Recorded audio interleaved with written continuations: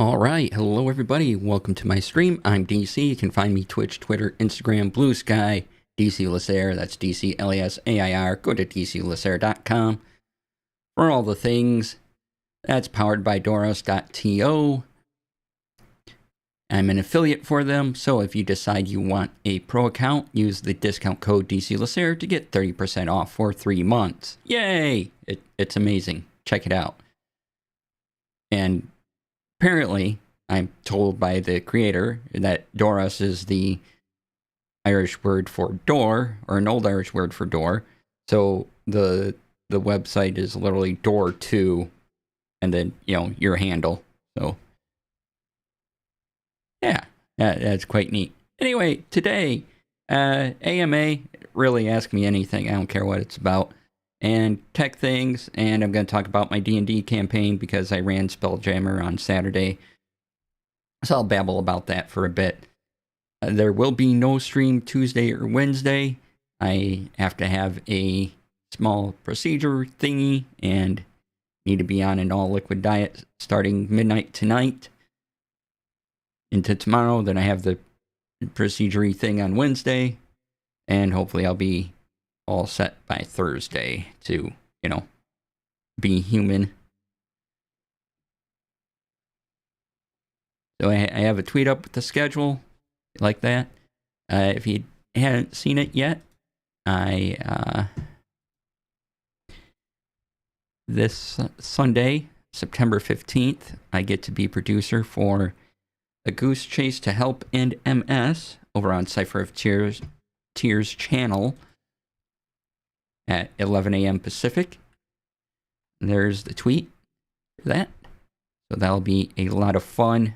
Come on in, check it out. We have Lady Luck 34, Urban Bohemian, The Opera Geek, Painting Pirate, and Obo Lauren. Yay! So quite a cast, quite a crew. Crew being me. Check it out. It'll be pretty fantastic. Let's see, what else do we have today before I get into things? Any other announcements? I don't think so. That's enough announcing of things. I don't know. There'll be stuff. There'll definitely be a Tech Friday this week. What it'll be on, no idea, but I'll figure it out by the time we get there. Maybe it might be another OBS plugin or another stream up thing. Something in there like that. Hello, Puddleglum. Hello, JD Lady. Hello, Chris. Welcome on in. Good to see you all. If you have any questions at all for me, or you think there's something I might be able to answer that you just have a question on, ask. Chris, where? Looks right. I don't know. I'm manifesting a Chris, I think.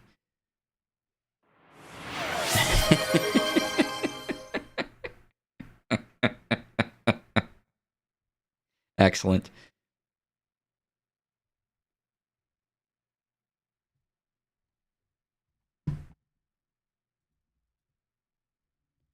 So yeah, if you have any questions, ask. If they're tech related, yay.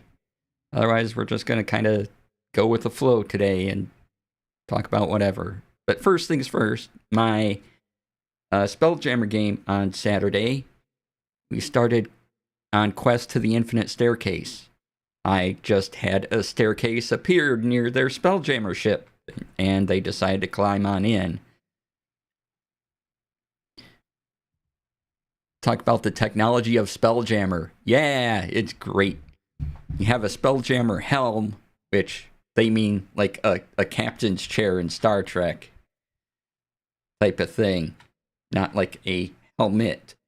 But, yeah. And you just think, and you can pilot it wherever it goes. Ships have stats, so you look up Spelljammer. If you look up your ships in Spelljammer, you can probably modify one to a size. I mean, the vampirates and the space clowns in my Spelljammer universe, travel in giant heads of clowns and famous vampires. Not like their actual heads, but their ships are designed to look like heads.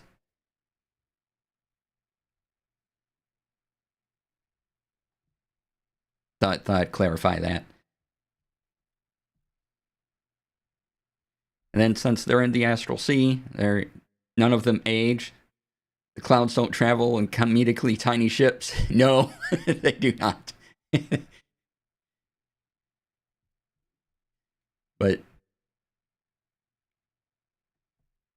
they do have smaller ships that come out of their giant clown head that are like clown cars, or they dump out of. But the regular ships are just giant clown heads. And then they have little, ships if they're coming down to the surface of a planet or something.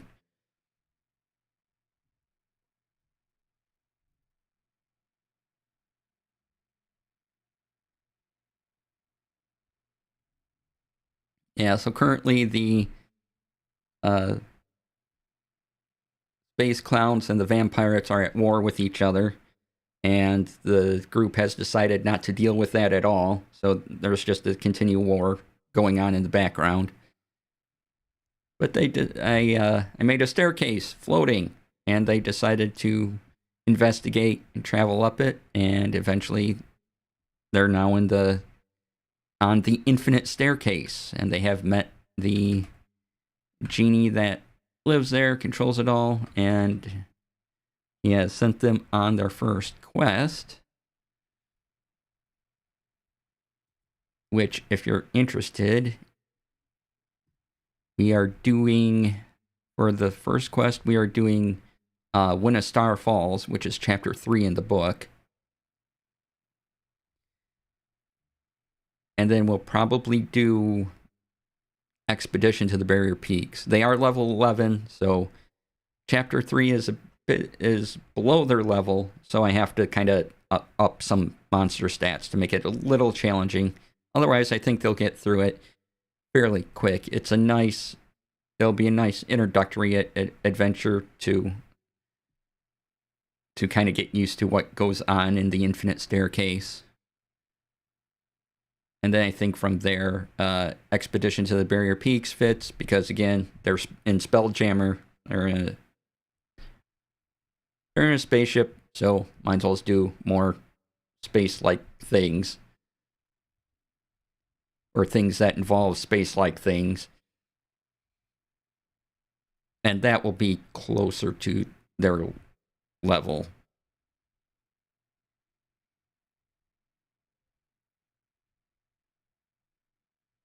They are level 10 currently.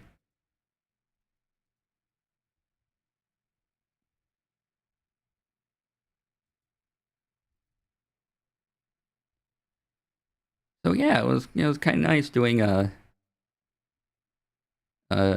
pre-written adventure for a change. I don't do many of them. I was going, okay, they go here. And then I got to a part, I'm not going to ruin the adventure or anything, but I got to a part where I'm like, wait, this is the next list part, but seems like they can skip it? And so we kind of stopped there, so I had a little more time to read, because I read through the adventure once, and you know how sometimes things don't always click when you first read a thing, and then you read it again, and you're like, oh, wait, they don't have to deal with this right now, even though it's the next thing listed. So as kind of in that mode, I'm like, I'll probably need some more time for this. So you go do the things.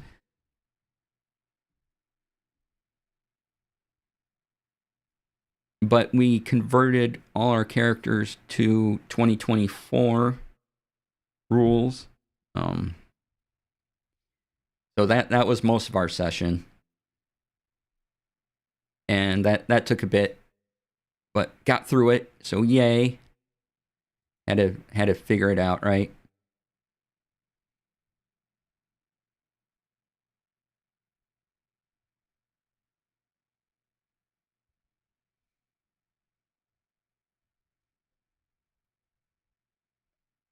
And we figured out that their items. One of my players texted me and was like, "I don't have access to any of my items." And I looked. I'm like, "Oh, turn on Legacy." And then they turned on the Legacy click in D&D Beyond, and they were able to add all their items. So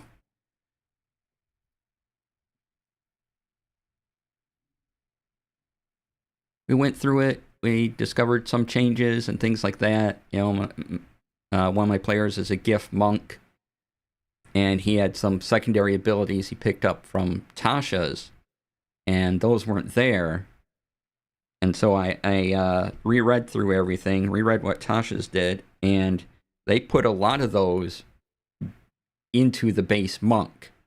So the reason why they weren't there is because they were all just part of being a monk now. And he didn't have to take those extra things. Or he didn't have to custom origin it or anything. They're just part of the class.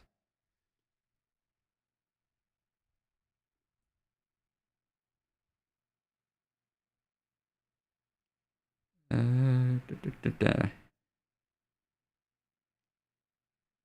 have. All right. Sorry, I had to check that out.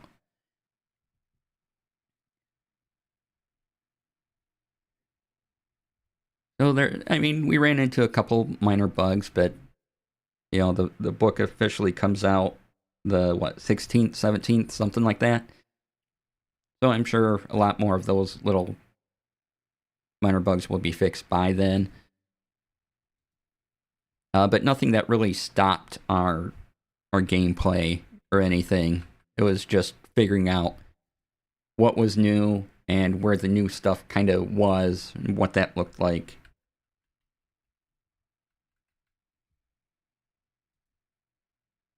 All in all, it was pretty good. As I've talked about 2024 D&D before, the big thing to keep in mind was, and luckily only one of my players has it, was weapon masteries, because those can be a lot, and how they interact. And if you hit with something, or sometimes if you don't hit with a certain weapon, the weapon mastery property opens. So I have one person that's mostly a ranger and a level or 2 in rogue.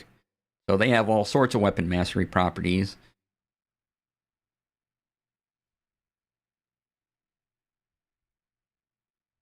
And so they're like, okay. And, they go through their list, and thankfully they're fairly experienced and have, run games at conventions.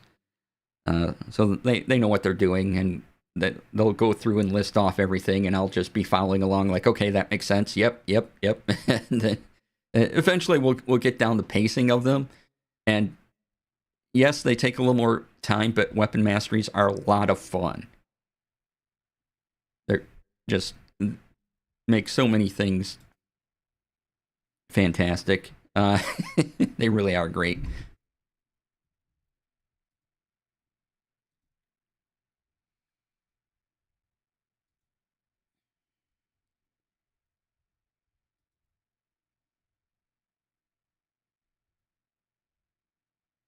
Even got to use the new exhaustion rules for a little bit. That was always good. And if you don't know what they are, let me tell you. Look them up. Again, if you have any questions on anything, ask. Otherwise, I'll just keep talking about stuff. Right now, we're talking about D&D things, so.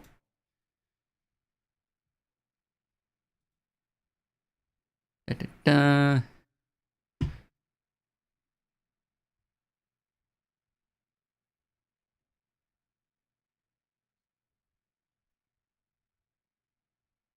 And where is it? Condition. Yeah, there we go. Condition, exhaustion. So new exhaustion levels. The condition is cumulative. Each time you receive it, you gain 1 exhaustion levels. You die if your exhaustion level reaches 6. So the first time you get an exhaustion level, your D20 test affected. When you make a D20 test, the roll is reduced by 2 times your exhaustion level, and your speed is also reduced by a number of feet equal to 5 times your exhaustion level. So yeah, so 2 levels of exhaustion.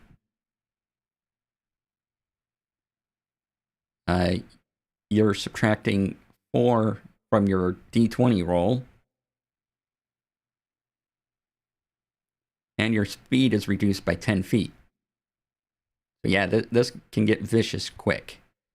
And then a long rest removes 1 exhaustion levels, or I think there might be a spell, one of the cleric spells takes care of it as well. And when your exhaustion level reaches 0, you're back to normal. When it reaches 6, you're just dead. That's all there is. So yeah, those are the new exhaustion rolls. I think they're, as much as I don't want to experience them, I think they're rather neat.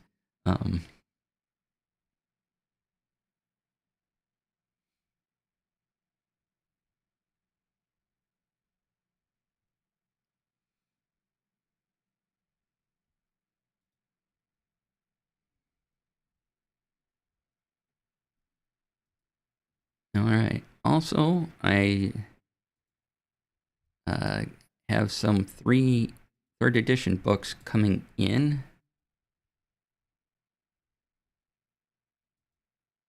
That'll be fun. I found a seller of them just to add to my collection of D&D things.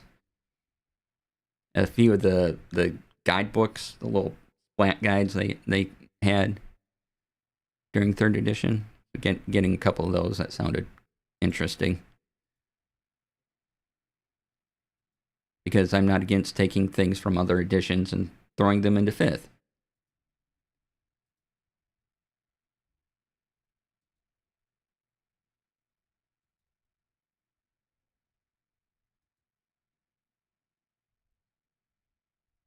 Oh, I do that all the time. Yeah. Throwing 3E stuff into 5E. Yeah.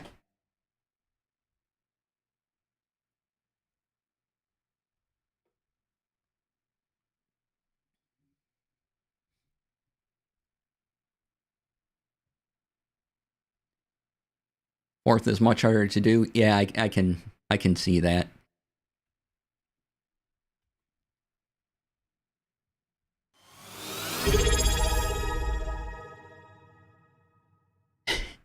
Brian, thank you for the sub. I'd like more information about your 12 hats for a penny subscription, please. Amazing.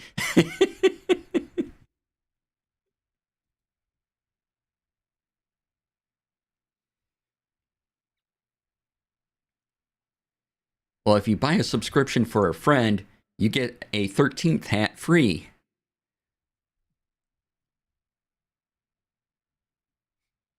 How's it going? Going good. Going good. Having yieldscopy because I am of age to have that, and so I'm not streaming tomorrow or Wednesday. Get to start an all liquid diet. Woohoo! At midnight tonight. So, oh boy, fun never ends.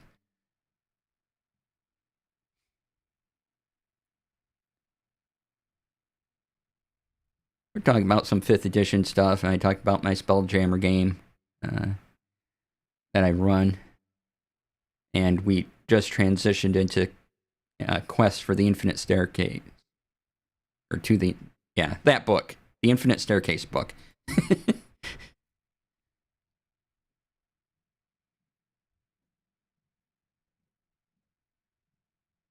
Yeah, Quest from the Infinite Staircase, yeah.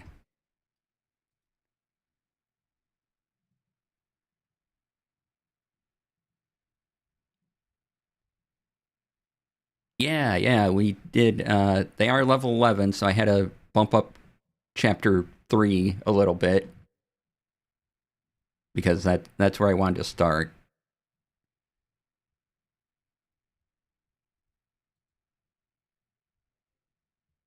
which is When a Star Falls, and yeah, they all said they liked it, so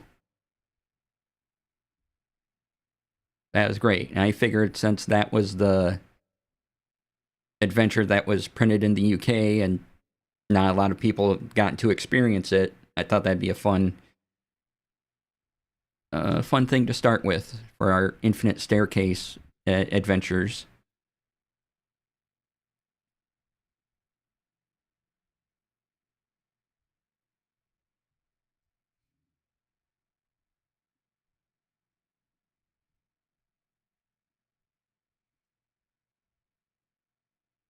And I have to say it's pretty. I'm liking it too. Reading through it and doing the things and how everything just sort of moves along quite nicely, actually. So I've been enjoying that.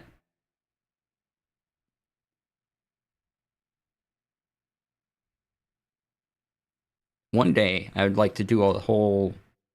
You know, we start at level 1 and we go through. We just do quests, all of the quests from the Infinite Staircase. Just run through all of them. It's important for adventure to have a good flow. Yeah.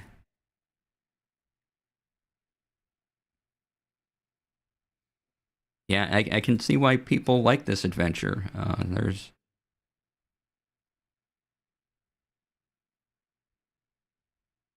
There's some good stuff. There's an interesting mystery, and there's an adventure around some land. Great.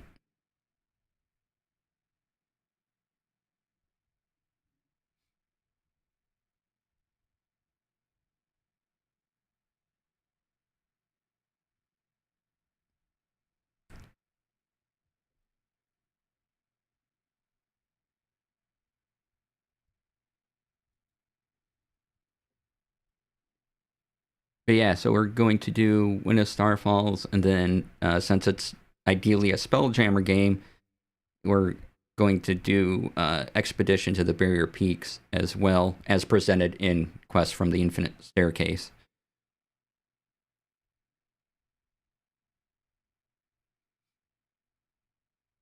Might do the Lost Caverns. Not sure, but I think running those two will be good for the campaign as I have it going now, and then maybe we come back later to some of the other ones.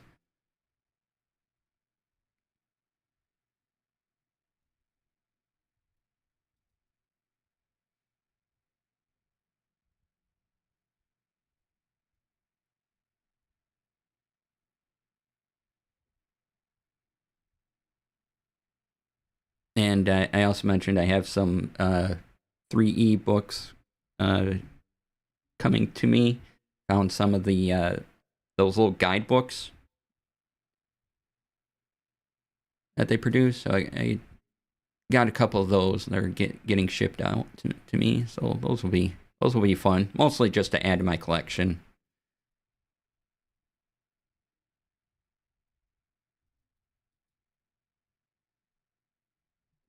The oh let me look at the picture.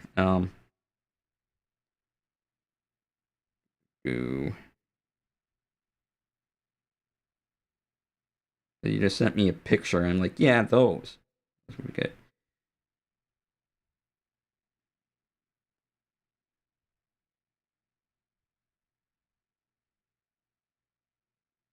So the like Sword and Fist, the guidebook to fighters and monks.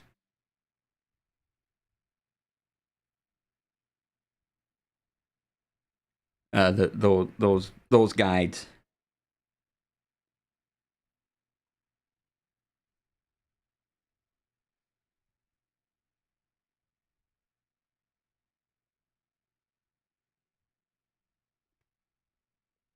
Yeah, so I'm getting a few of those, and the affectionately termed splat books. Yeah. um,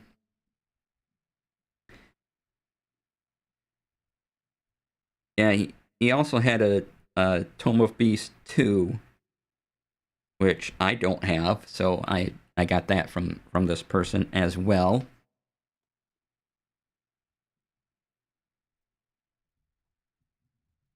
So I'll probably have them by next week or so, and they'll get added to the bookshelf.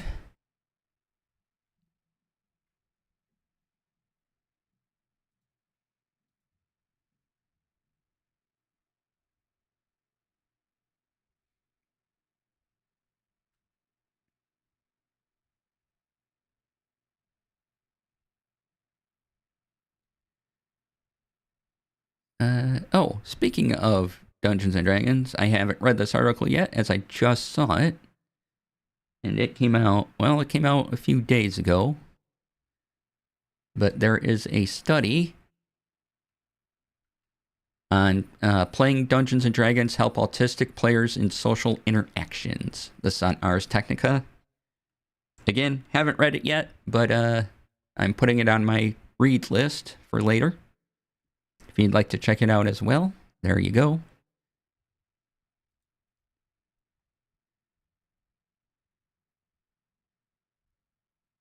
Also, when is...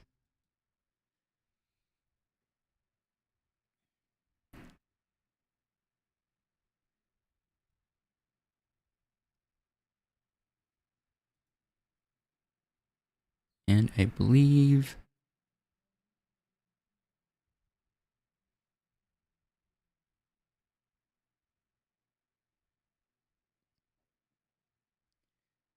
sometime soon we will be getting, kind of going into tech, since we're on Ars Technica, we'll be getting the new iPhones and things event fairly soon.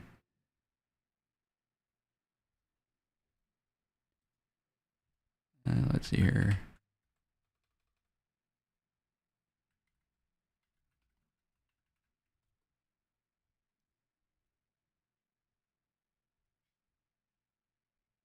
D&D helps autistic people? That's my ND face. It's a shocked ND face.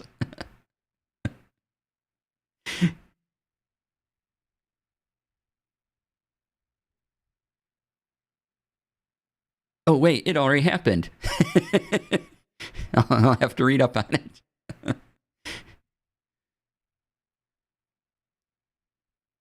So, yeah, so there's been... Sorry, I was busy with getting charity stream stuff organized, so I didn't get to see all the new iPhone and Apple Watch announcements.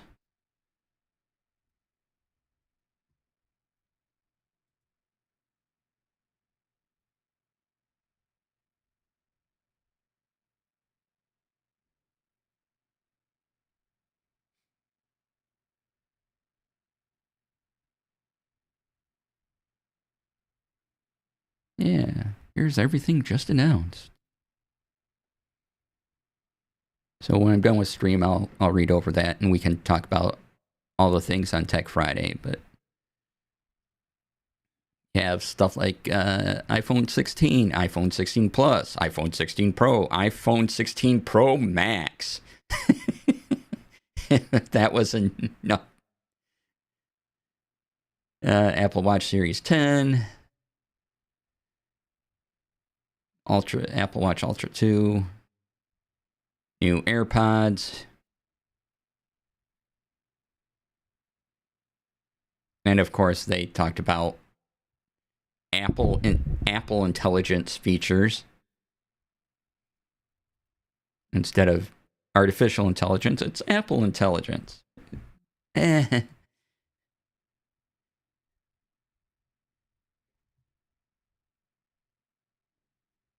So yeah, we'll talk about all those stuff on Tech Friday, as I'll probably have time to read over those.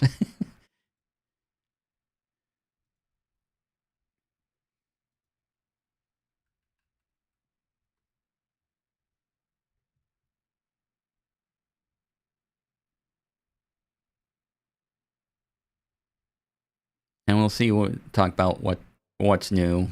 and iOS 18.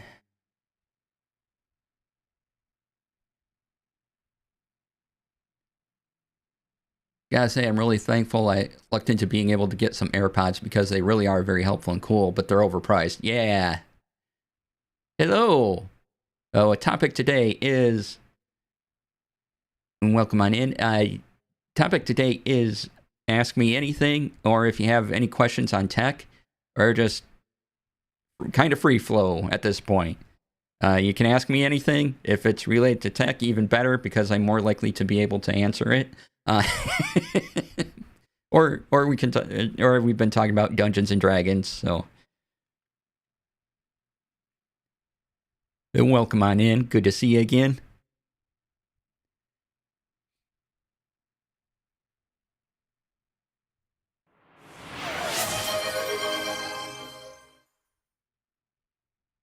Yay! Oh, change hats. Okay.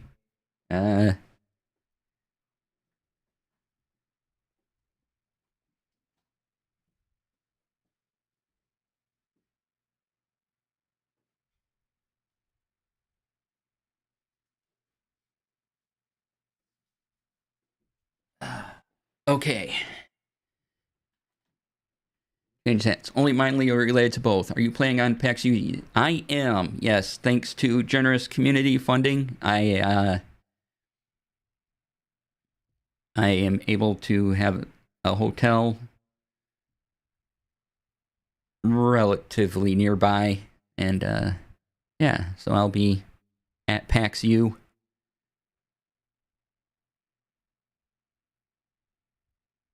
Hopefully on some panels.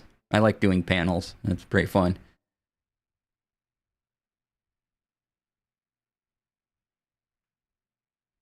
Don't forget about the Beedoo. Wait, what?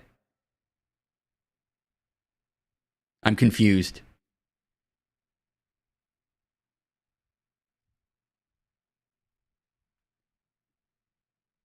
I have apparently forgotten, Chris.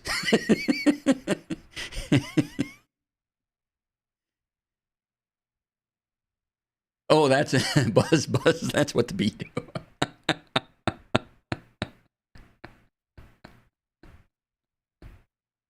Amazing. Oh yeah, JD, you brought up the AirPods. Yeah, I really like these. I mean, I got these essentially free because my where my uncle works, they have a catalog of points, and they got to use them by the end of the year. There were some leftover points, and I'm like, well, I'll take the old style AirPods, and they're like, okay. So I'm like, cool. So that's the only reason I have these. But yeah, I do like them, and I agree they are. There's the Apple tax, right?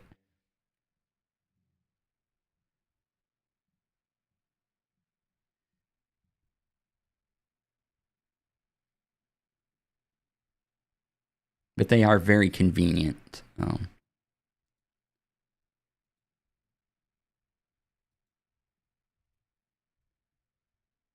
I also like it when I'm not at when I have to stand up from my desk and go elsewhere. You know, maybe I get pop or something. I can still hear what's going on when I'm producing something, and I need a bio or just gotta get something to drink. Or you know, it's before the show starts or whatever. I have to help my cat do something. I can still hear what's going on, so I really like being able to do that. My ADD, I have a habit of just walking out of the room forgetting I'm watching something.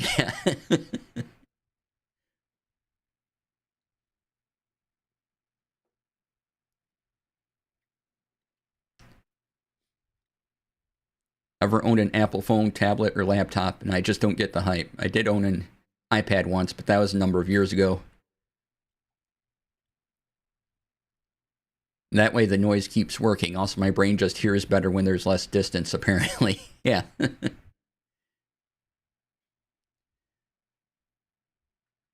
Oh, the bee hat. Welcome on in, Urban Bohemian. Hi, Brian. Oh, I got the double Brian. So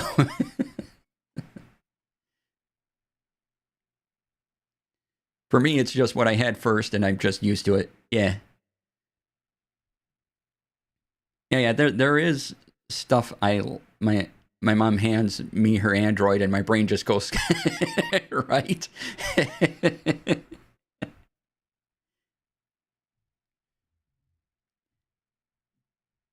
Try could get used to it, figure it out if I needed to. Gotta go update the bill now. The double bright has a surcharge.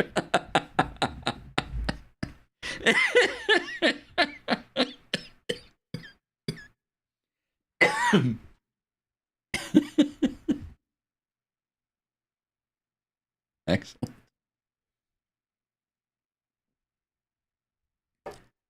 You get the same feeling when I'm handed an iPhone. Nothing in the layout makes sense to me. Yeah, I haven't had an iPhone before, but I do like an iPad, and just to kind of do work, I did get a MacBook Air instead of an iPad. I'm finding that actually really great to take with me on trips and things when I still need a machine that gets things done, and I don't want to carry around, two devices with me. So the MacBook Air has been really, really great. I had to add a program that treats the mouse like I'm used to the mouse working. Otherwise, my brain couldn't handle it, because if you plug in, I have a Bluetooth mouse, and the MacBook Air recognized it right away. And I was using it. I'm like, wait, why does the information go that way when I scroll down using the scroll wheel? It's going the wrong way. And but fortunately, some clever person came up with a program that overrides those settings, and so I just have that always come on when I turn on the system, and the mouse works like it's supposed to. and my brain doesn't freak out.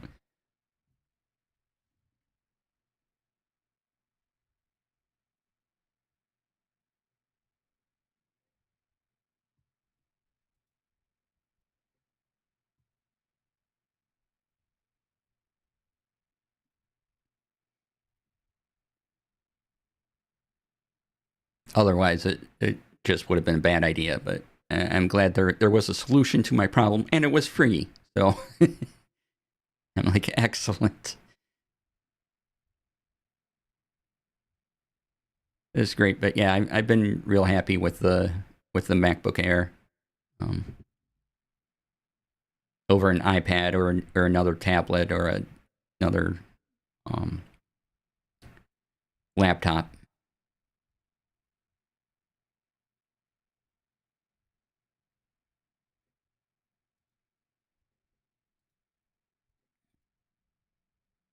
Okay, well, oh, I know what else I wanted to bring up.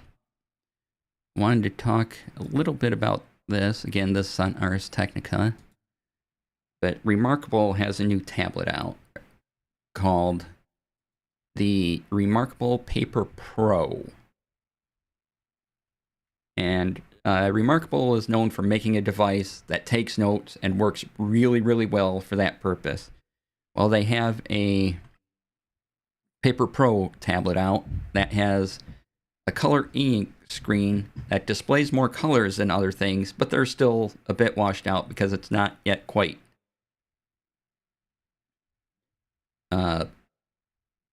perfect color that we're used to if you read comics and things like that.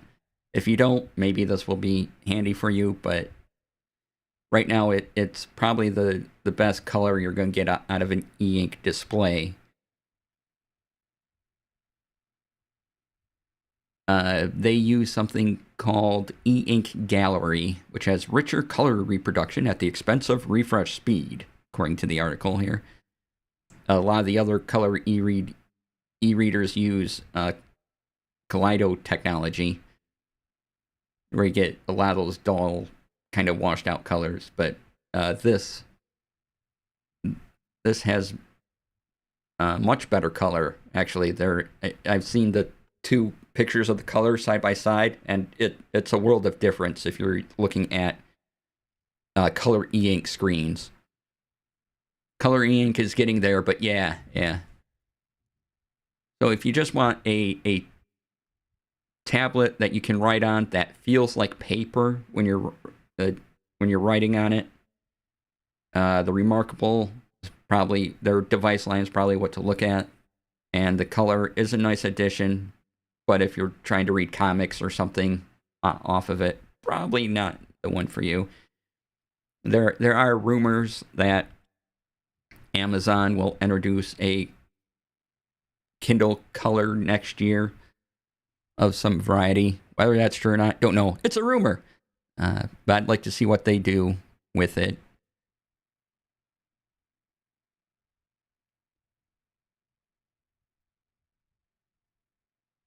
But yeah, because I wouldn't mind an e-ink device I could read my comics on.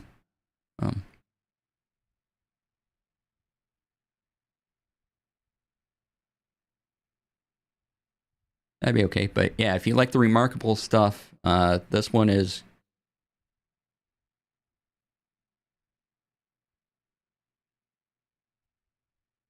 quite good in that regard. I've read a couple reviews on it right now. Like an easy way to buy my e-comics, but shrug. Yeah, same. There used to be one, but then it was bought by the company I just mentioned.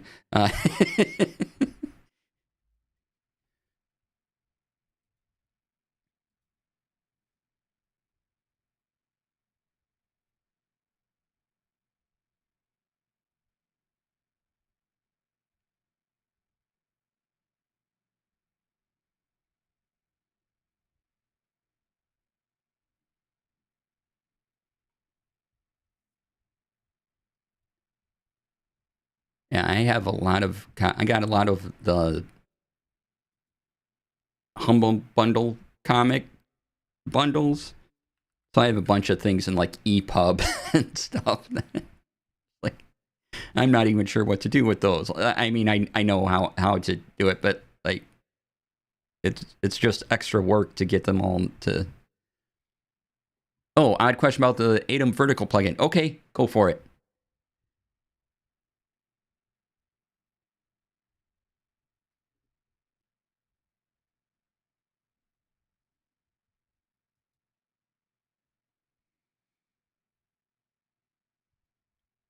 Maybe not. Can you record the vertical scene at the same time as your normal OBS recording? Ooh, that's a good question.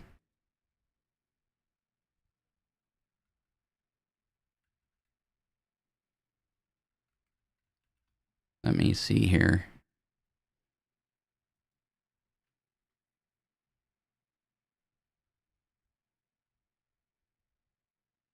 Because I think I just updated it.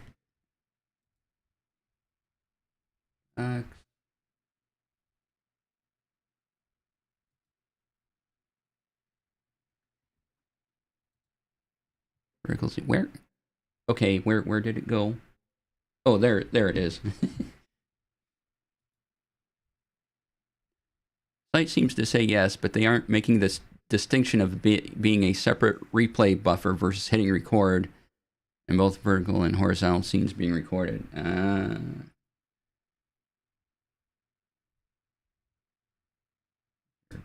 Sources. Okay, put that there. Where is the?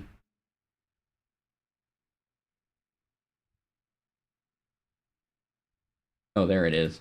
There's the doc. Okay, where did that?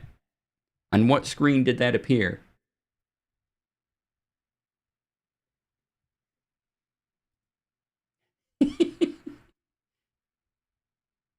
I hit it. It should be. Oh, here it is. Okay.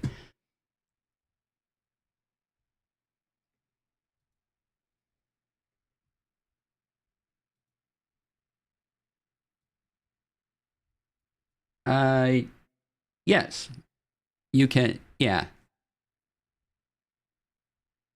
you can record both at the same time. I would do it to a different folder. Like I have a folder called OBS Vertical Recordings that records my vertical things to that. But I think you can, yes.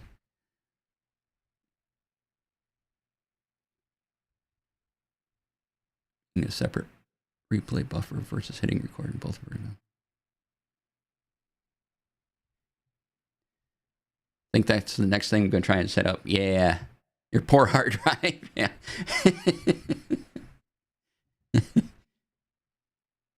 I feel bad for my SSD. Yeah, I got to reset up my my scenes so I can do a vertical thing as well.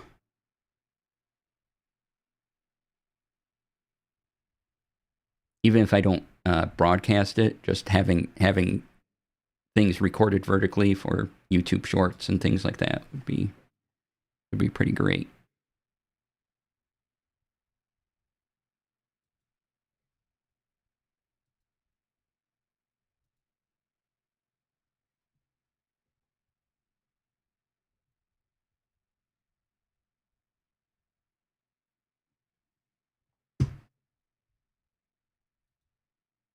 But yeah, as long as you do it to a different folder, it should be fine. As you know,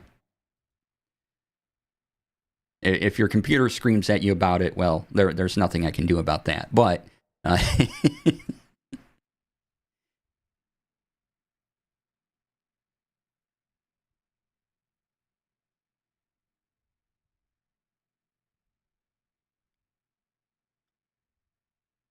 oh, I did add SiriBot to my stream, so SiriBot is now on and working and doing its best to protect the stream.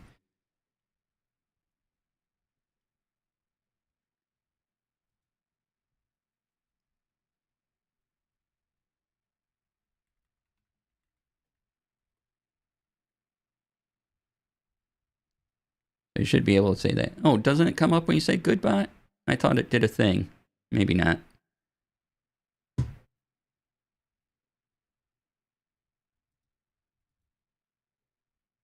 But it's there. I can see it.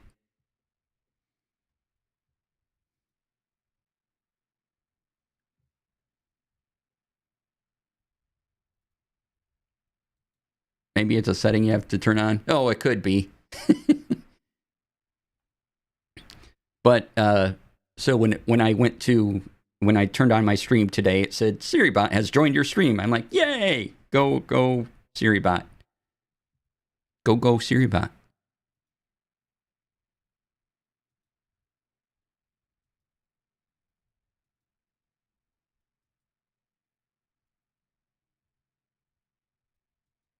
I do like how it works, that you just join the SiriBot chat to activate commands in it.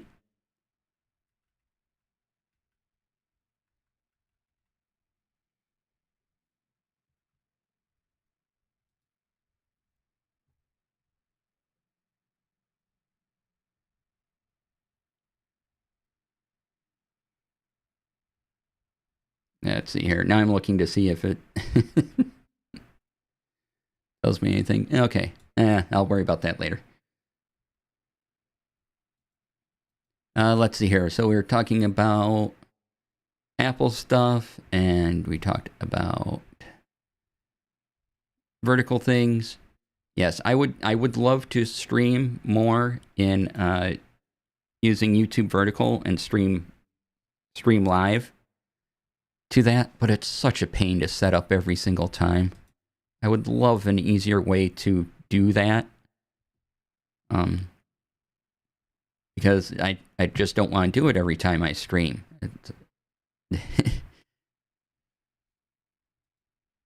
I mean, I already have to set up my entire OBS or my entire stream thing in YouTube every time, and then this is just like an extra thing to do. Even the multi-streaming feels like a chore so far. Not a lot of traffic on YouTube yet. Yeah.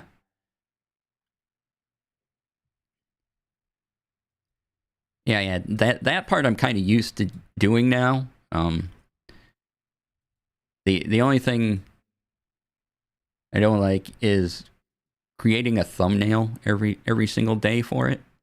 Or just about. There are some days where I just use my logo because I'm behind and I don't feel like making a whole thumbnail for just that stream. But maybe if I didn't stream 5 days a week, I'd be more inclined to do some of that.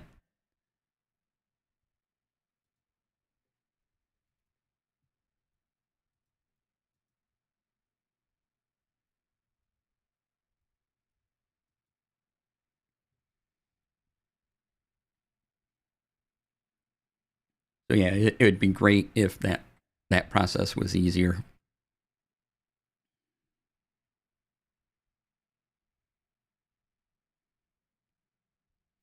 And then thanks to StreamerBot, I could look at my YouTube vertical chat and horizontal chat at the same time.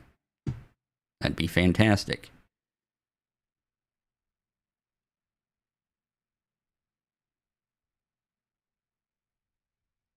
Also, that's why I really like the ATEM multi-stream plugin for OBS. It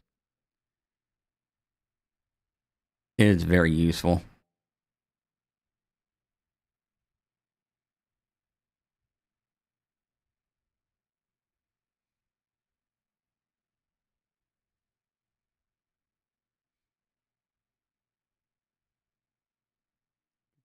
I'm making. We'll say that was super easy to set up. Yeah.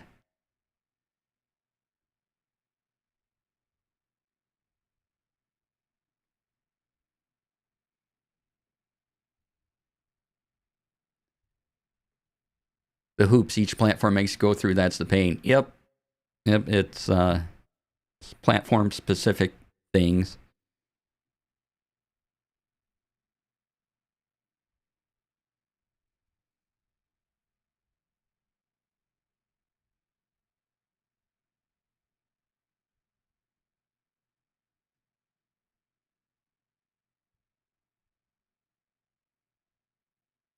Because even attempting to stream through TikTok, with a normal stream setup like I have, and I wanted to go through TikTok, that's a pain in itself because, well, just know there's a way around it, but I don't know if TikTok has closed it off yet. There was a way to get a stream key without TikTok in the middle there. But they closed off that one, and now another way has appeared, but TikTok may have shut that down by now too, so I don't know. They make it so hard for no reason. Just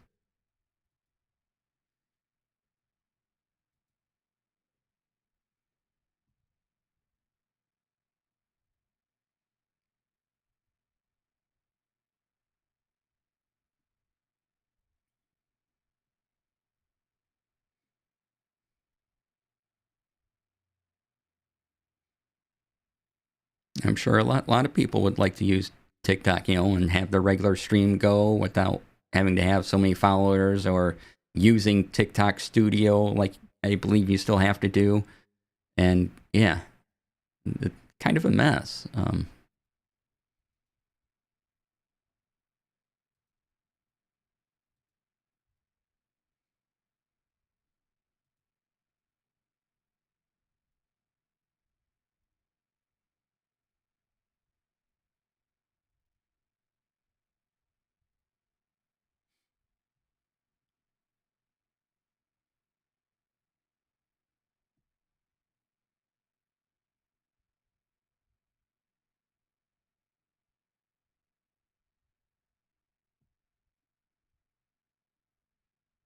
Let's see what else we have here.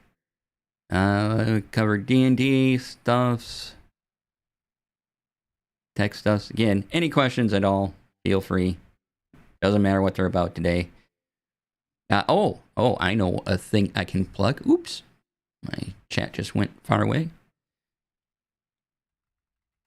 So my interview over at Total Pebble Knockdown has been divided into, they had 3 different segments, and you can just watch each segment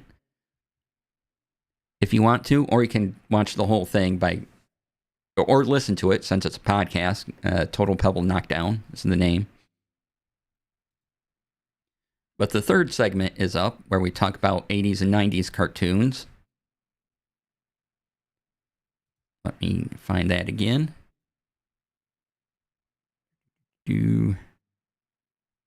TPK. Yep, exactly. So when they first started, when Total Pebble Knockdown was, before they went to that name, they were another show for quite a few years, and one of the hosts of the show had no idea about D&D or what TPK was, and he just offhandedly said, "So, Total Pebble Knockdown," and and then when they rebranded, they decided to go with that. So that's their deep lore.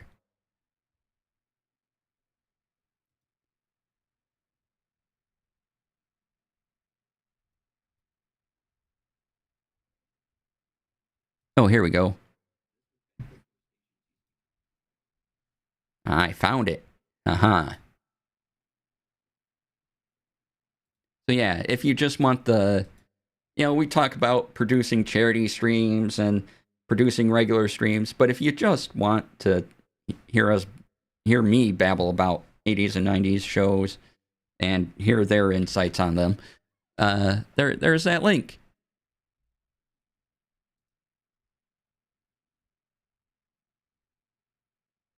Go there. I don't know. I got to talk about Star Blazers, so that, or Space Battleship Yamato, that always makes me handy. Which Crunchyroll did not make it easy to find even the newer stuff. If you don't know, a few years back, not too long ago, they did a kind of a remake of Star Blazers, and so it's Space Battleship Yamato. Is it $21.99 or is it $20.99, something like that? And then they did a sequel to that, and if you ever watched when Star Blazers originally aired, or close to that time, whenever it happened to air on your network, the first one was The Quest for Iskandar, and the second one was called The Comet Empire. And so they remade those two. Are these 2 series of that, and I really like the updated stuff that they did. The way they changed things make a little more sense now. Much more dramatic. They go, here's this neat thing, let's update it to more today kind of storytelling type thing. So I'm really enjoying them. I'm in the middle of I'm not even to the middle of what is essentially their version of the Comet Empire. There is a 3rd season, which I believe is all new material, not just a retelling of the old one.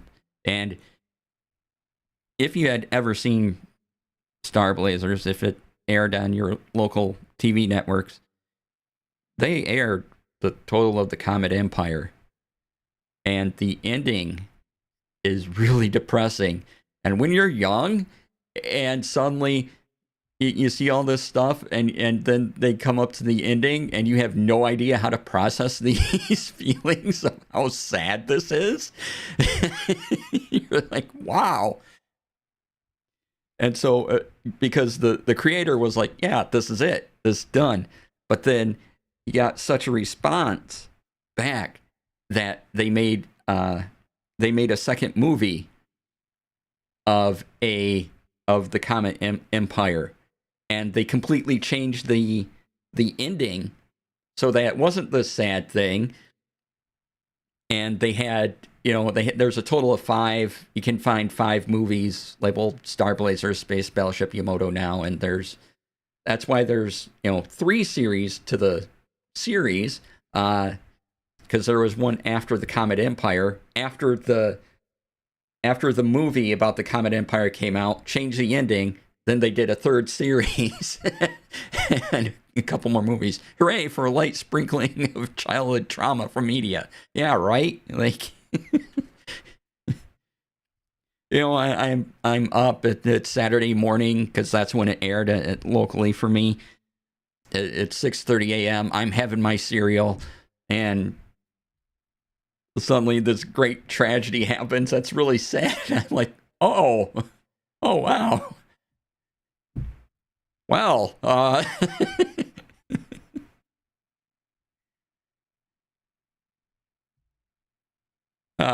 have no idea how to deal with this. So let's keep going. But yeah, the creator meant it to originally end after the second series, and then there was fan response to that, and they continued on, sort of like bringing back Sherlock Holmes from the dead. The author wanted to end, the fans said no, and so wrote another story and changed the ending a bit.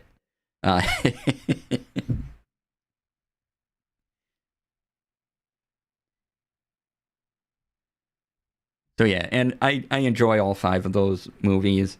They get they present stuff as it tries to be space opera, serious sci-fi, but some of it just works out to be kind of weird and a bit silly, but I still love it all.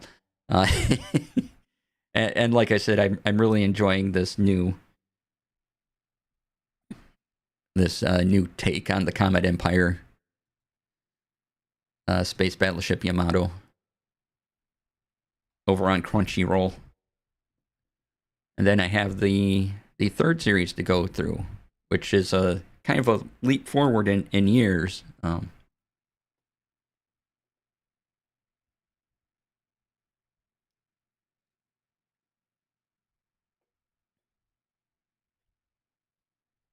But yeah, I really like that show, and just the ship design, and I thought the wave motion gun was like one of the coolest things ever. When you're a kid, you see a ship and this massive prismatic ray comes out of the ship and it's all colorful and bright, and you're like, ooh, and it just destroys planets. You're like, oh.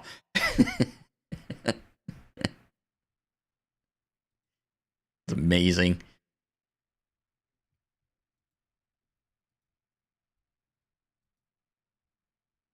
Let's see, what time do we got? Oh, we're doing good. Okay.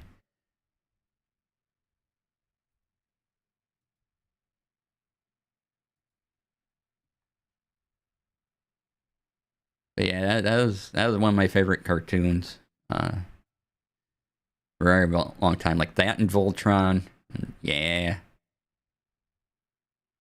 Giant robot that formed out of lions that can make a sword. Heck yeah.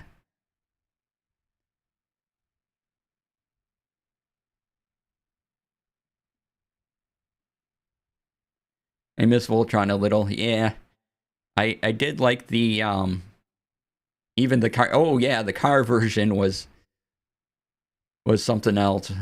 Um there was also another Voltron. I don't think there was ever a US release of it, but there was another Voltron that was three robots, and the toy was you just sort of stacked the upper body on top of one and the other upper body on top of the other one, and so he had like a sixth arm thing.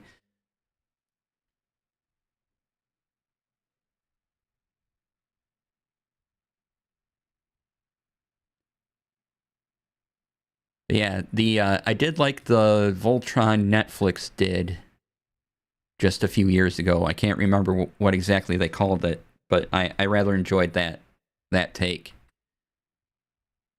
Voltron, was it Voltron Legendary Defender? Is that it?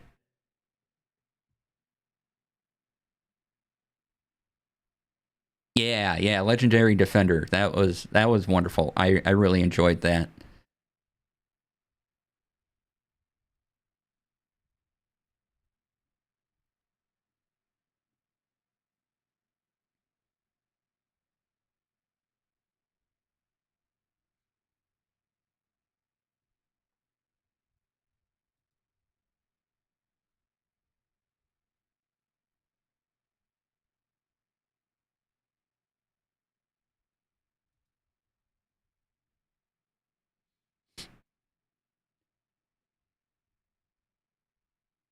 Yeah, that was just a good time. I also am enjoying the He-Man Netflix series. There's like 2 of them. One more for kids, but they're fun. I think there's going to be another season of one of the shows coming up in the near future.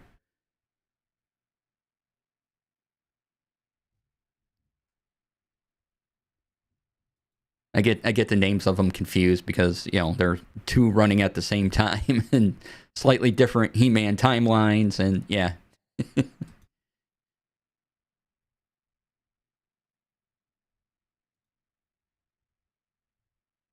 But those are fun and silly and just great.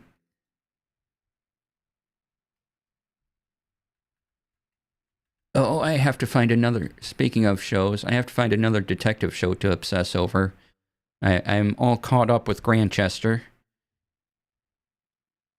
and so now I'm awaiting their next season with their new new vicar detective person.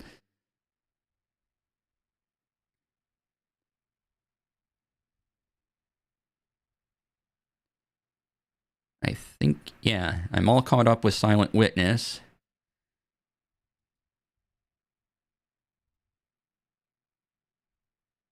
See, this is the problem when we get through kind of summer and into fall. There's kind of this dead zone of detective shows that are renewed. I'm caught up on the Lucy Lawless one.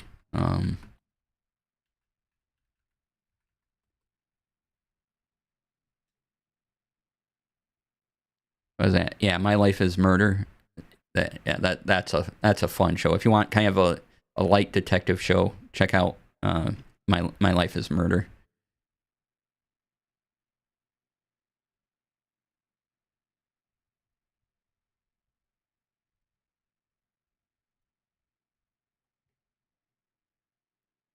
She's a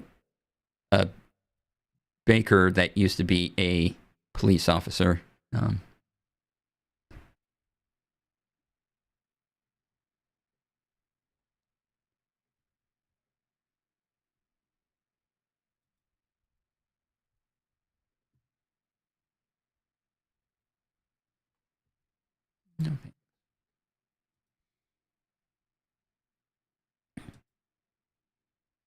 And let's see, I binged Grantchester. What was I watching the other day? Not sure. There was a Cozy Murder series you need to look up. Ooh.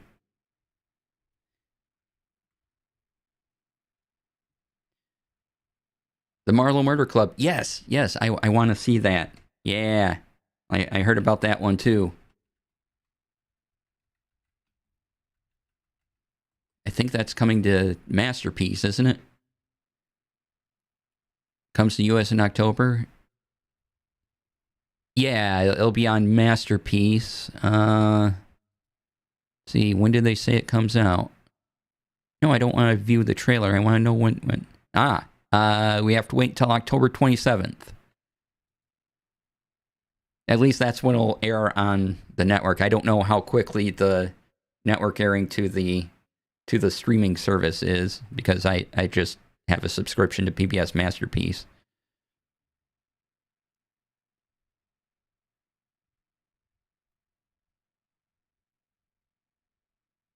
And it's a 4-part series.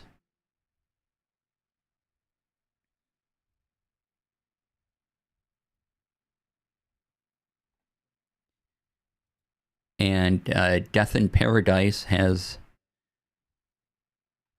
a new series coming up. It may be next year though, because they have a new detective, and then the one spin-off show they had has another season either out or coming out soon, and then they have another spin-off they're starting up, which I believe takes place in Australia. and that looks good.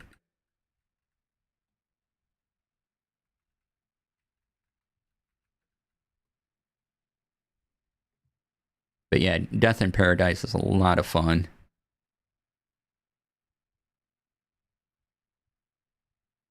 It's one of those long time detective shows that's just been going on for not quite as long as Somerset Murders, but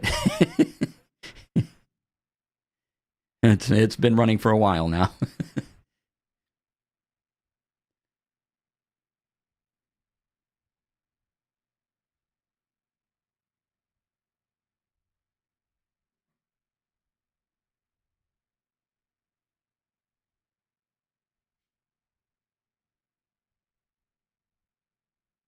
Yeah, so the new one is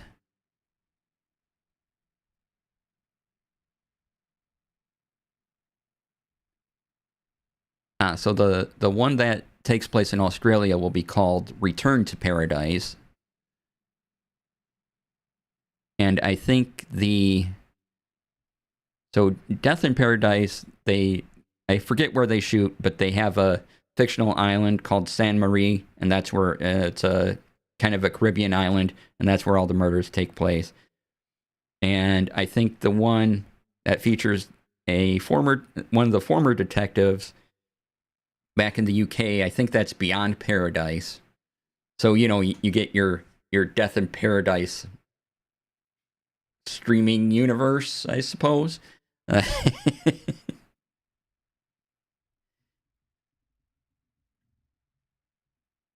But that's a lot of fun. If you start with watching Death in Paradise, the person who plays one of the kind of sidekick officers is brilliant. His comedic timing is just wonderful.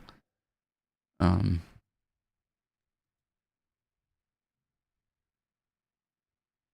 see if I can find which one it is.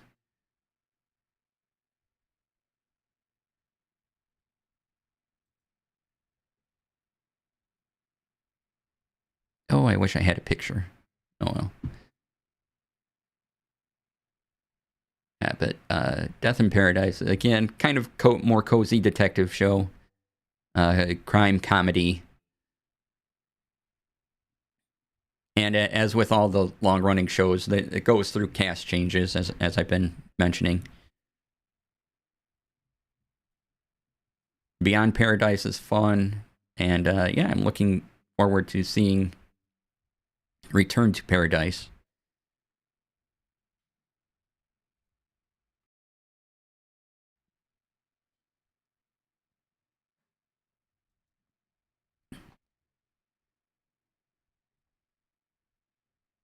Yeah, if you want lighthearted detective show, that's a good one to check out.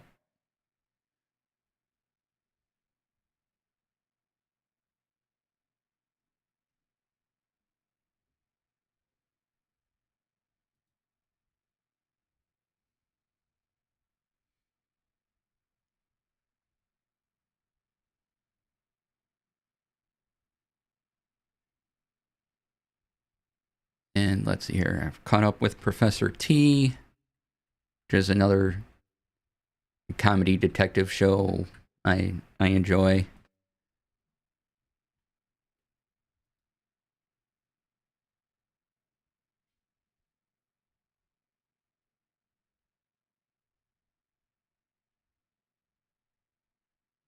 There's a British version is the one I've been watching with Ben Miller as Professor Jasper Tempest, and quite a name. I love it.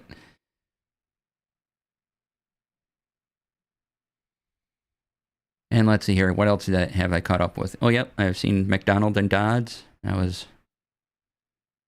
That's also a fun show like that.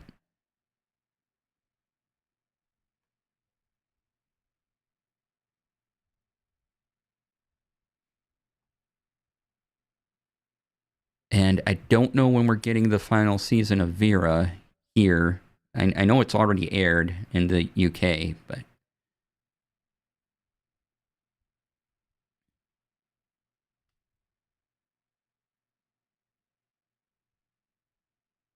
Vera is fantastic, and it's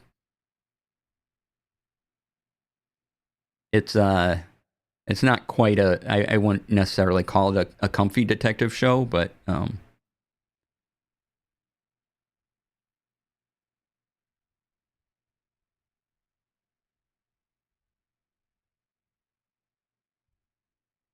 yeah, another good detective show that you should definitely watch from the beginning. So far we have 5 seasons in, and this is not a comfy detective show. But if you watch Unforgotten, it's it's fantastic. They just wrapped up season 5 earlier this year, so there's more to come. There'll be next year when we get it. But Unforgotten is fantastic. And probably a couple of my favorite ones, again, more of the hard boiled detective shows, are Line of Duty and Happy Valley. Those are absolutely wonderful. Like by far some of the best.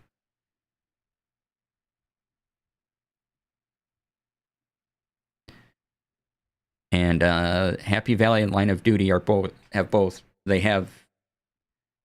I think Happy Valley went 3 seasons, Line of Duty 5 maybe, but they tell complete stories throughout their whole thing. It's not just that, oh, we're canceled now. They have a story, they tell it, they go through the whole thing, and that's it. Line of Duty could possibly continue on, not outside the realm of possibility, but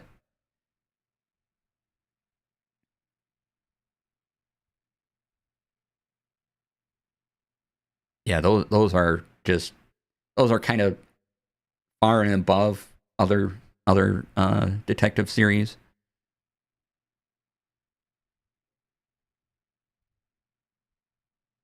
Absolutely spectacular.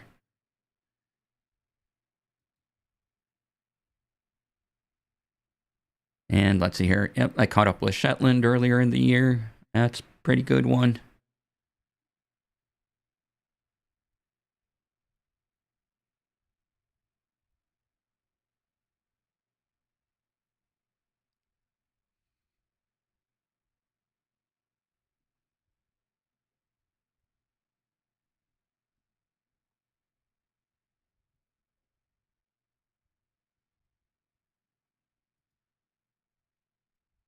Probably have to catch up with Midsummer Murders. I haven't checked out if we if we see a new season yet or not.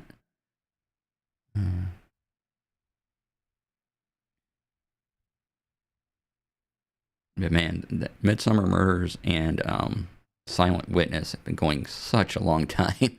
I think they're both at about the same season count. So Midsummer Murders currently has 24 seasons, and Silent Witness has about the same number of seasons.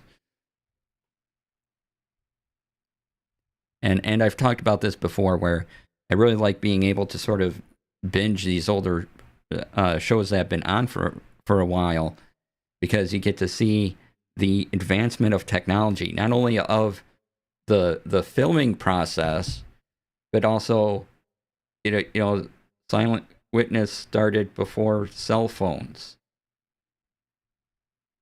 and then when they adopt cell phones into there, and when computers become more of a thing, and and the screen changes from a big CRT monitor to your flat screens to you know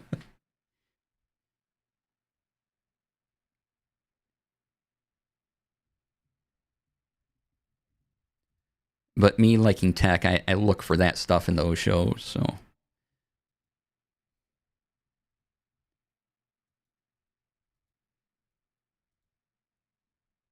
and sometimes I watch it and I go, oh right, that thing wasn't a thing yet, was it? No, that's we're a decade or two away from that.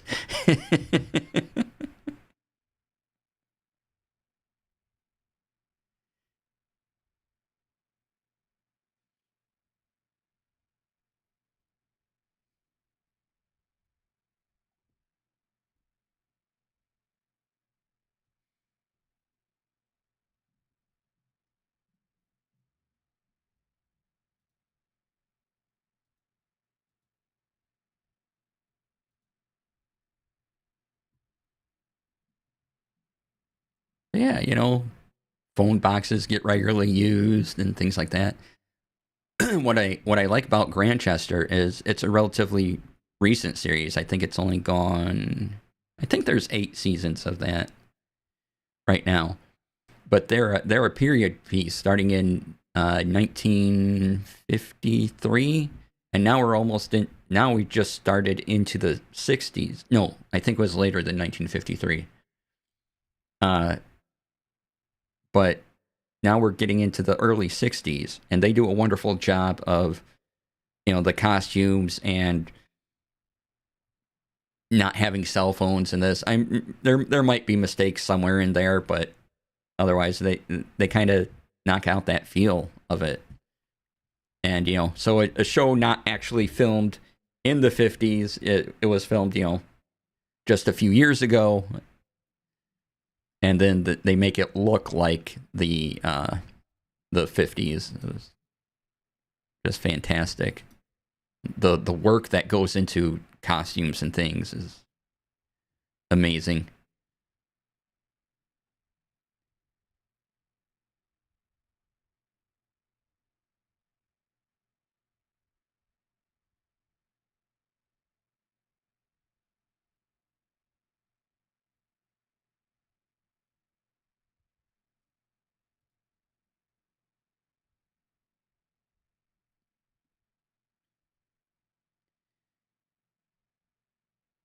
And while we're talking about things, and while Urban Bohemian is here, we might as well as plug the charity game again, coming up on Sunday.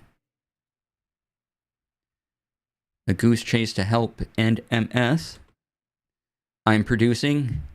It'll have Cypher of Tyr as the DM, Lady Luck 34, an Urban Bohemian person, the Opera Geek, Painting Pirate, and Lauren Urban. Who, me? I'm innocent. Right?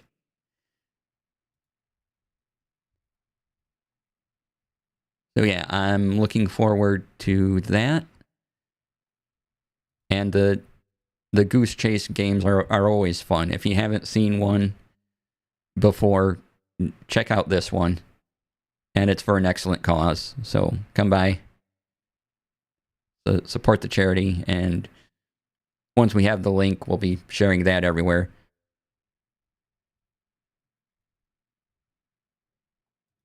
But yeah, that should be a real fun time. So.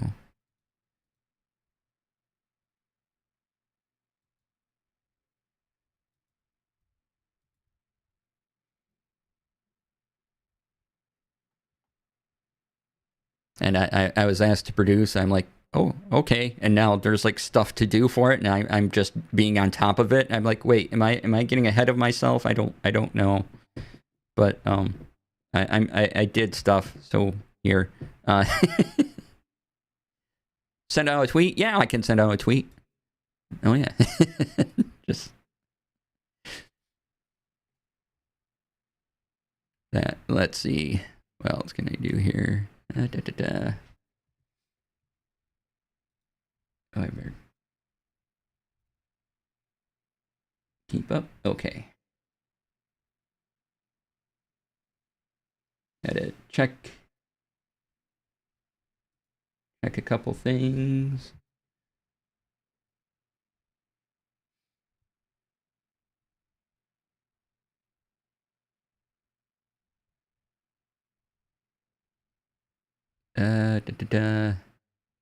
Okay, there's a couple things I gotta check out.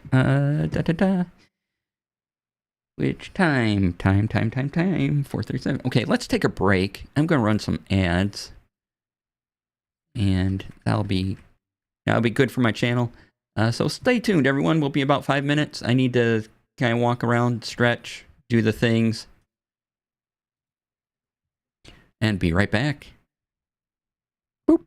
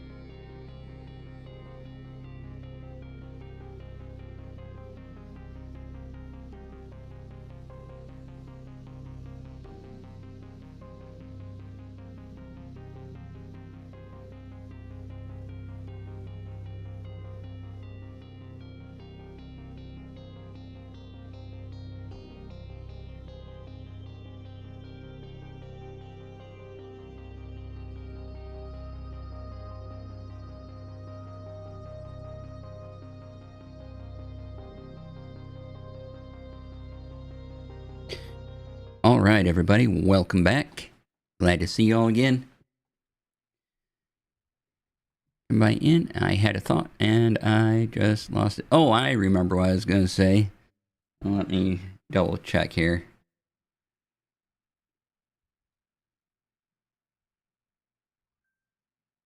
That's fine, that's fine. Where'd it go? Oh no.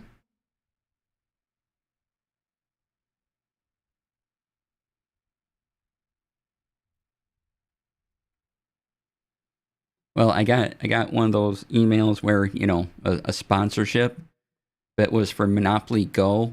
And I don't know, man. If it's not Raid Shadow Legends, is it really a sponsorship email? I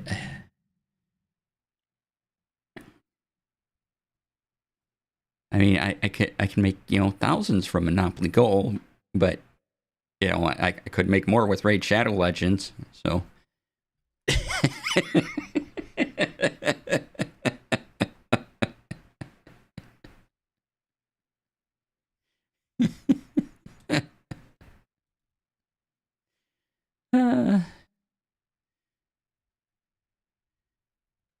Well, you get sponsorship emails for Raid Shadow Legends. Lucky.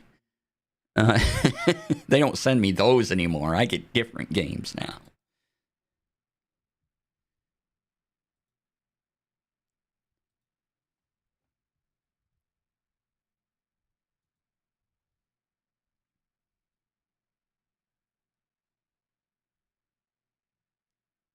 Don't mock. You can make up to $1,500 up to, right? Maybe try streaming less than once a month to an average of one person. Yeah.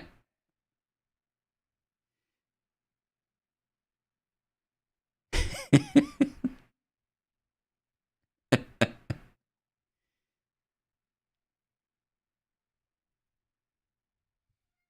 mean, oh, kitty. Hello. Hi. We may have kitty time.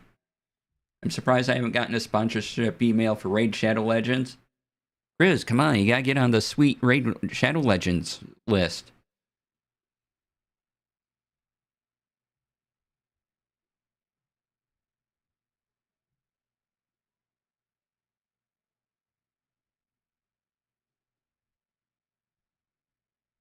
Hi, kitty. Yes? Hello. Yes. You know you're gonna be on stream, right? Yeah. Yeah, hi. Where are you going? Still holding out hope that RuneScape will sponsor you?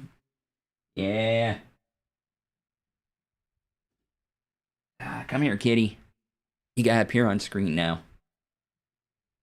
I almost missed those emails, mostly because they made me laugh. I swear the money's just going out of streaming. Influence marketing, yep.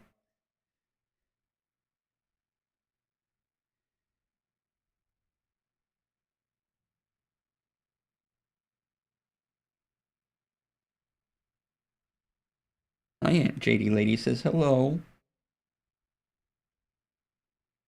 So does Chris.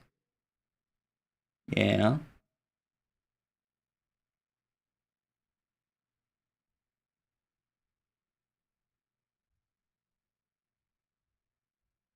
Is it gonna be time to get down soon? Okay, time to get down. I know. Hold on. Oh, down now. Good kitty.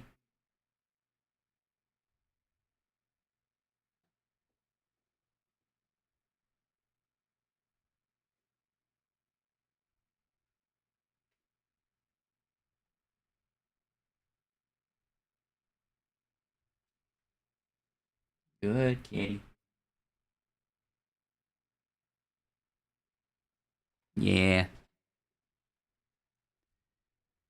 Oh, there is another email I've been getting recently.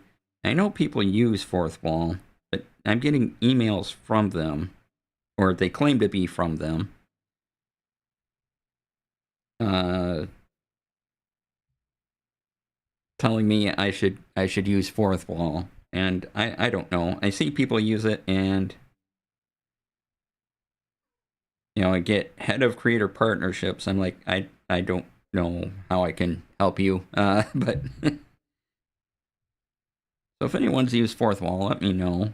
Um,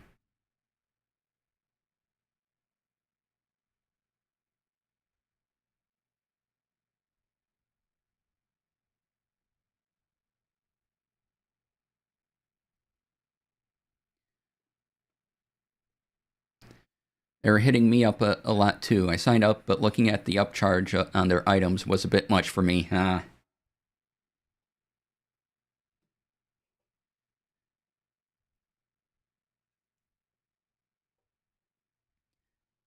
mean, they're not like spammy about it. They just send me a message every now and then, but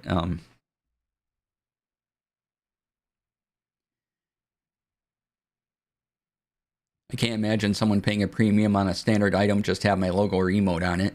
Now, if they made fans, different story, right?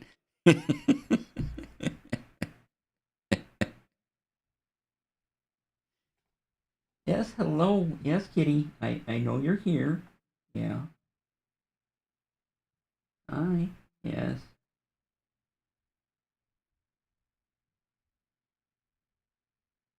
Yeah.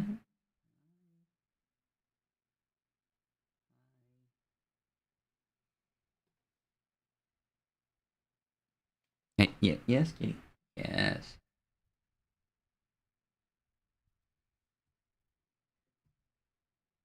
Hannah, probably, right? Exactly.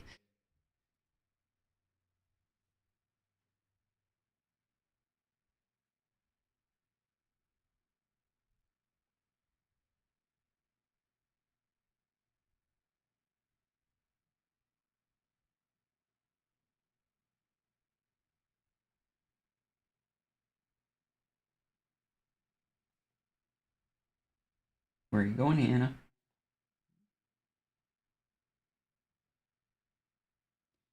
I don't know what she was doing last night, but I could hear her just running around, having a good time, bumping on things, living her best kitty life.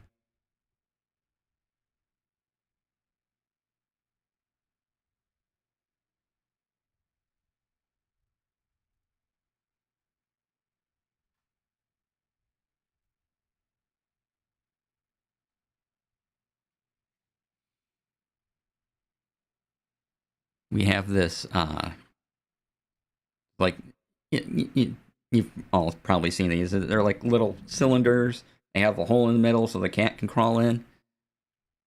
And, they're like carpety material on the outside. Well, she'll take that and she will knock it back and forth and she'll get on her side and spin it around with her claws. It's amazing.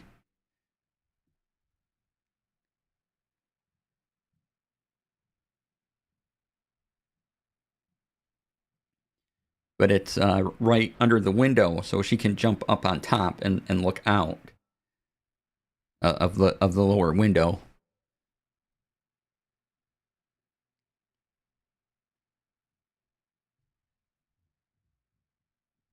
So people can see her as they walk by.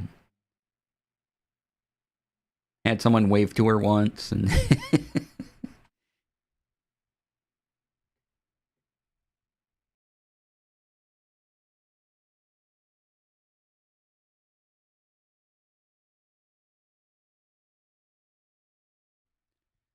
had DoorDash person say they liked my cat, and yeah.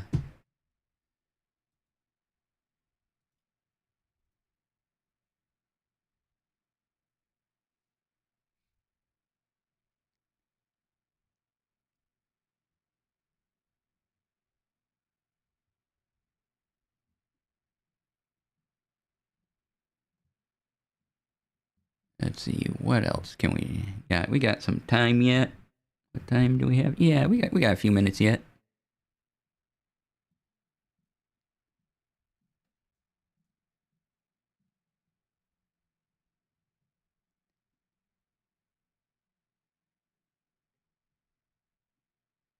So this weekend, I'm looking forward to the charity game. Not sure what else because of my little procedure this week, and it's going to take me out, midweek. But it'll be good to get it done. Just one of those things you have to do.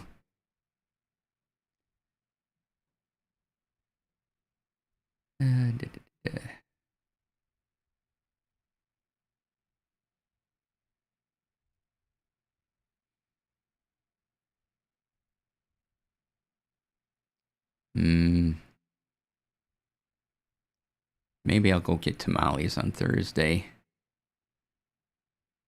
That'd be a good idea.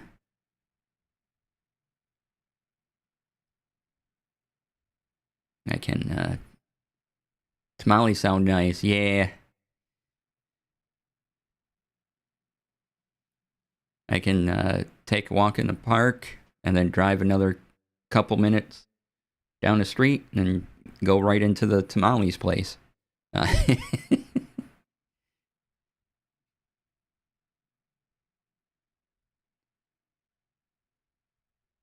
Especially after any procedure that had you a restricted diet. Yeah.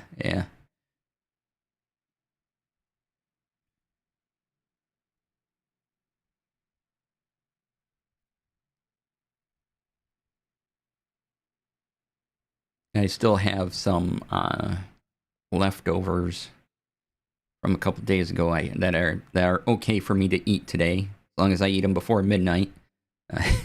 So I'll probably have those. Probably be my supper.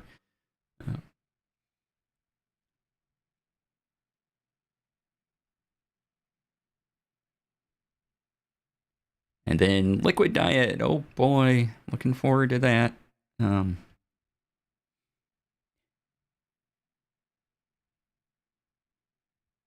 Are you a gremlin? Can you not be fed after midnight? Well, I probably shouldn't be.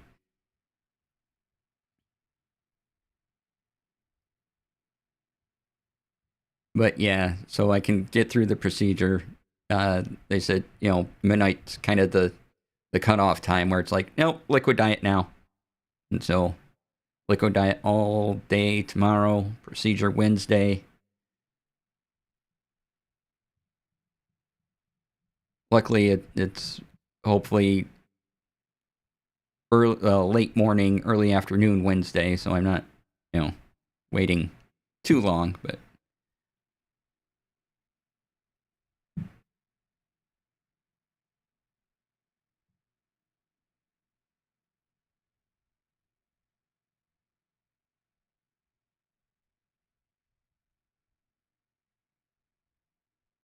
all right. Let's see here. It's probably time to get wrapped up here. Yeah, it's about 5 o'clock for me. So it's about supper time. Thank you all for coming by and talking about all the things. It's been fun. Let's see. Is there anyone on we can send a raid over to? Who is on? You know what? My buddy Kurt's on. We're gonna go raid over to him. Let me make sure he's still gonna be on a bit. Looks like it. He's playing Warhammer 40,000 Space Marine 2. So he's done some work on Pirate Borg, and he's been my DM a couple times.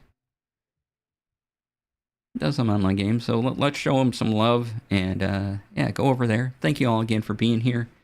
I will see you all possibly Thursday, definitely Friday. There'll be a Tech Friday. Tuesday and Wednesday, you're not going to hear from me at all. So, thank you all for being here. Please be kind to each other, be kind to yourself, and have a great evening. I'll talk to you all maybe Thursday or Friday, sometime in the future. Bye.